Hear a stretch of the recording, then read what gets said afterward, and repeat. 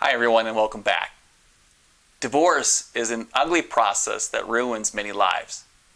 From the couple who's actually getting a divorce to their children or perhaps other family members or friends, divorce negatively affects the lives of so many people. So with that being said, how does God feel about divorce? What has He revealed? In the Bible, in Malachi chapter 2 verse 16, we know exactly how God feels about divorce. There, the text says, "For I hate divorce, says the Lord, the God of Israel, and him who covers his garment with wrong, says the Lord of hosts. So take heed to your spirit, that you do not deal treacherously." So God hates divorce, and He warns against it. Now in Matthew chapter 5, verses 31 through 32, we find a similar warning. There, Jesus tells us, "It was also said, whoever divorces his wife, let him give her a certificate of divorce. But I say to you that everyone who divorces his wife, except on the ground of sexual immorality, makes her commit adultery. And whoever marries a divorced woman commits adultery." Now, it might be helpful to remember that Jesus is quoting what the scribes and Pharisees were teaching regarding the law of Moses, their interpretation of it, but not necessarily the law itself. I think this can be easily verified, for the law of Moses never actually said whoever divorces his wife, let him give her a certificate of divorce. So Jesus seems to be referencing the teaching of the day. Now, you might ask, what was being taught during the time of Jesus? There seem to be two schools of thought, and they both probably use the Old Testament text of Deuteronomy chapter 24, verses 1 through 4, as the basis of their interpretation. Some Jews insisted that the only legal cause for divorce was some uncleanness and limited it to adultery. Others stressed the words "finds no favor in his eyes" and therefore taught divorce for anything displeasing to the husband. Therefore, many were teaching that as long as the legal paperwork was in order, one can divorce for any reason at all. In other words, whoever divorces his wife, let him give her a certificate of divorce. So that was then, but what about now?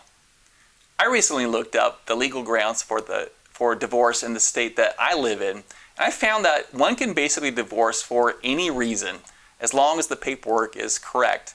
So not much has changed since the first century. As a people, we've lowered the bar of God's standard to a level that we think is right, but that standard is not God's standard. According to the Lord, sexual immorality is the only reason divorce is allowed. Not "she burned my toast," not "she doesn't do what I tell her to do," and certainly not irreconcilable differences. According to Jesus, divorce is allowed for only one reason. And I say allowed because even in the case of sexual immorality, divorce is not a commandment. Even then, God prefers mercy and forgiveness and reconciliation. So divorce is a big deal. It's an ugly process that negatively affects countless people. And unfortunately, when we loosen God's standard concerning divorce, we only contribute to the problem.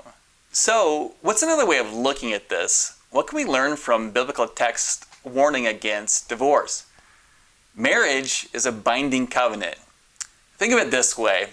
The Bible describes God as being in a relationship with His people in which He's declared, "I will never leave you nor forsake you." My friends, that's exactly what a covenant relationship is all about. God has bound Himself to His people, and regardless of the circumstances, He will not break His promises to us. Now, think about it. What if God would only love us if we were lovable? What if God would only respect us when we acted respectably? What if God would provide for our needs only as long as we met His? From a Christian perspective, as the bride of Christ, let's thank God that we're in a binding covenant with Him. So that's our spiritual marriage to God as His church. But what about our earthly marriages? Do we view marriage as a binding covenant? Will we be in relationship with our spouses only if they please us or meet our needs? Will we be bound to them only if we find them to be attractive or useful? My friends, if texts like Malachi 2 verse 16 and Matthew 5 verses 31 through 32 teach us anything, it's that we're to view marriage as a binding, lifelong covenant. Thanks for watching.